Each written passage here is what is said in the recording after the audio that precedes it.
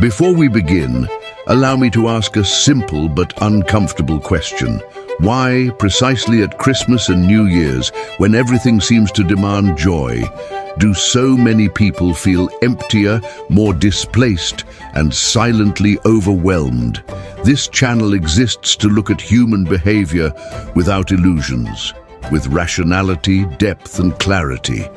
Here we talk about loneliness, personality, habits, and human relationships, not from what should be felt, but from what is actually experienced, even when no one admits it aloud. In this video, we will analyze the false illusions surrounding Christmas and New Year's from a psychological perspective inspired by the ideas of Carl Jung. We will explain why these factors intensify feelings of inadequacy, comparison, guilt, and disconnection, while promising renewal, unity, and obligatory happiness. More than just pointing out the problem, you will understand the mental mechanisms behind these characteristics and, above all, how to get through this period with more lucidity, emotional autonomy, and internal coherence. If you've ever felt that something doesn't fit with these dates, stay until the end, because understanding this changes how you relate not only to the calendar, but to yourself. Like and comment below what bothers you most about this data. This helps the channel a lot and keeps this type of reflection reaching you. Now let's continue. The obligatory joy and the discomfort that no one confesses. Every year-end brings an invisible script. Smile more, hug more, celebrate more, and that's precisely where the conflict begins. Carl Jung said that the more society pushes a mask, the more the unconscious reacts behind it. Christmas creates a collective character, obligatory happiness. But many people are not okay, and it's okay not to be. The problem is pretending. When you force yourself to live in an atmosphere that doesn't correspond to your internal state, that strange feeling of being present and absent at the same time arises. The table is full, but the mind is distant. Laughter happens, but something tightens inside. This tension doesn't stem from Christmas itself, but from the distance between who you are and who you feel you should be. And when that distance widens, the next step is almost always a silent comparison with others, which leads us directly to the next point. There's a scene that repeats itself every year-end, almost like a silent ritual. The house is full, the table is laden with food, people are talking all at once. And yet there's an emptiness that makes no sound. You're there, you participate, you smile when someone looks, but inside it feels like something doesn't fit. It's not clear sadness, it's not anger, it's not ingratitude. It's a discomfort that's hard to explain. Carl Jung said that when society insists too much on a role, the individual ends up distancing themselves from themselves to uphold it. Christmas, more than any other factor, pushes this role of obligatory joy. It's not an invitation to celebrate, it's almost a silent demand. Be happy now. The problem isn't in the celebration, it's in the emotional obligation. When the whole environment demands emotion, those who aren't feeling well start to feel wrong. The mind goes into defense mode. You notice this in the details. The body is present, but the mind is long. A conversation is happening, but you don't feel part of it. It's like wearing a beautiful outfit that's too tight on the inside. Jung would call this a conflict between the person, what we show, and what is truly alive in our inner world. The greater this distance, the more tiring it becomes to maintain the persona. And emotional exhaustion doesn't appear as drama, it appears as silence. Many people think this discomfort means ingratitude or weakness. It doesn't. It means psychic coherence. Forcing joy when there is no internal space for it to create tension doesn't heal. The curious thing is that this discomfort is verbalized. It stays there, hidden behind polite phrases and quick laughs. And the less it is recognized, the more it grows. It's not Christmas that hurts. It's the denial of what is felt during it. When real emotion finds no place, it doesn't exist. It just changes form. Social comparison, disguised envy, and the invisible weight of expectations. While some celebrate, others observe. Social networks are full, families are perfect, trips, toasts, achievements. Jung warned that what we don't recognize in ourselves ends up being projected onto others. At the end of the year, this projection explodes. You don't exactly envy the other person's Christmas dinner. You envy the feeling you imagine they are experiencing. And this corrodes. The unspoken question arises, what's wrong with me? This type of thinking doesn't stem from lack, but from the unrealistic expectation that everyone should be complete now. The calendar becomes a silent judge.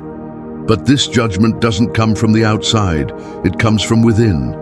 And when this pressure intensifies, it pushes many people towards hasty decisions, empty promises, and changes that don't hold up, which connects directly to the myth of starting over. At some point between the 24th and the 31st, something almost automatic happens. You pick up your phone without thinking and start scrolling. Photos of smiling families, perfect tables, planned trips, toasts raised in the air. Everything seems in order, and that's where the wait begins. Not because the other person's life is actually perfect, but because your mind fills the empty spaces with fantasy. Carl Jung explained that we don't compare realities. We compare internal images. You're not looking at the other person, you're looking at what you feel you should be living. Comparison doesn't stem from pure envy. It stems from a lack of recognition of your own path. The feed becomes a distorted mirror. The more you look, the more you start to wonder if you've fallen behind.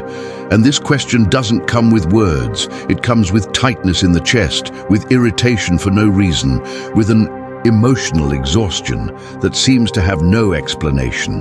The problem is that the more you measure yourself by this invisible standard, the more you lose touch with what is real in you now. And when this silent demand accumulates, it doesn't just stay in the comparison. It starts demanding quick changes, internal promises, and decisions made more out of pressure than out of awareness.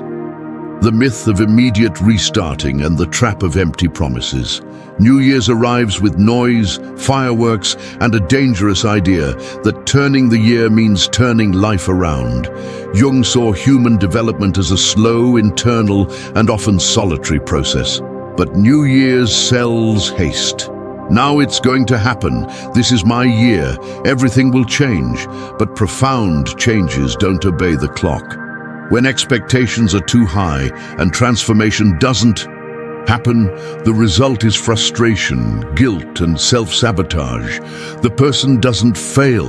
They just tried to change in the wrong way.